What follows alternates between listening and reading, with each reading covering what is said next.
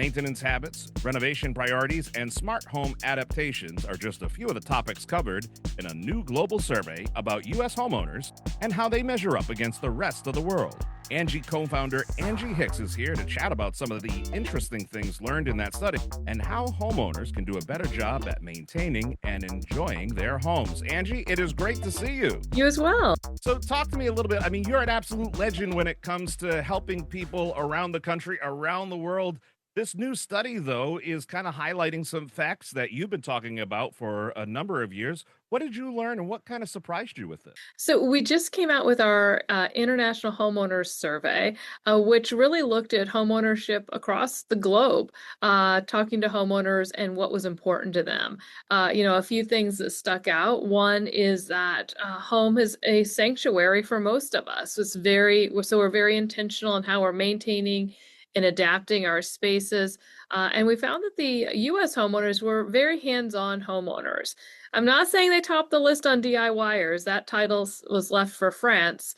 But we're very focused on making sure we're maintaining our houses, which is great in today's economy, especially so that we're not surprised. You mentioned France being the top when it comes to DIYers and kind of being proactive. Where does the US rank in that and how can we improve? So the US ranks well in maintaining our house. So 72% of US homeowners, tied with Germany, renovate their houses to maintain their quality and their value. And 49% of US homeowners are doing so proactively, which puts us second on the list. So we are getting ahead of things and not letting things get out of hand and making sure that we're taking care of the little things along the way. All right. So this past winter, you may have known that southern New England, especially Rhode Island, got hit with a monster blizzard. We're talking, anywhere from 36 to 40 inches of snow in some areas. That was stressful for me. But what stresses out U.S. homeowners by and large? Because there's a lot of things that go into protecting the interior and exterior of the home. That's right. I mean, it comes down to the fact that people are most stressed when it comes to the cost of maintaining their home, the time, and just the unexpected repairs. A lot of us think about budgeting for our mortgage or our homeowner's insurance, but we should really be putting together a maintenance budget each year as well. And a good rule of thumb is 1 to 2% of the value of your home you set aside for those items. That way, if the air conditioner goes out during a heat wave this summer or that snowstorm you mentioned, maybe we get a roof leak, that you have money set aside for those issues. So you want to do that. The second thing I would recommend is that you do a walk around your house and really take a critical eye to it. Sometimes we don't do that as often as we should.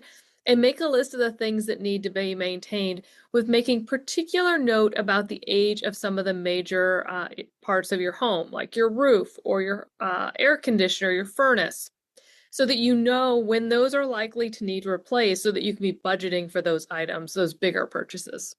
What should homeowners do if they start feeling like they're getting behind with maintenance and they start feeling that added stress? Yeah, I mean, it can be overwhelming. So what I suggest is that you start small. After you make that list, start with things that you can check off and be like, yes, I've got a sense of accomplishment. And then, build yourself a schedule, so that you're thinking about this, a little bit each month versus trying to do everything on a 1 week staycation, which can seem really overwhelming. I like what you said about making the list and starting small. Like when I have a day that's kind of foggy and everything, I make the list and be like, wake up. All right, I already did that. I can check that off. And you feel better about Right. yourself. It's that, Yeah. yeah, absolutely. Go with And I that. like to do my projects or my chores. I like to do them in the morning. Get those out of the way, and then the rest of the day is yours. So, kind of come up with, a thing or two that you want to tackle this Saturday, and get those on the list, and then get on to the fun things. That's it. Hey, quick question. You started Angie's List in the mid 90s, really. Correct. What inspired you to start this? Were you just frustrated? Were you just looking for a hobby? What was it? Yes. Yeah, it was actually my co-founder who was the frustrated one. So he had bought an old 1920s house and was trying to renovate it, and had unfortunately a bad experience with a contractor. And we really thought there should be a better way for homeowners to know which contractors people have had good success with. And that's the premise of Angie's List, Angie Today, that we still go by, is that how can we help you get connected to pros that are doing good work in your area?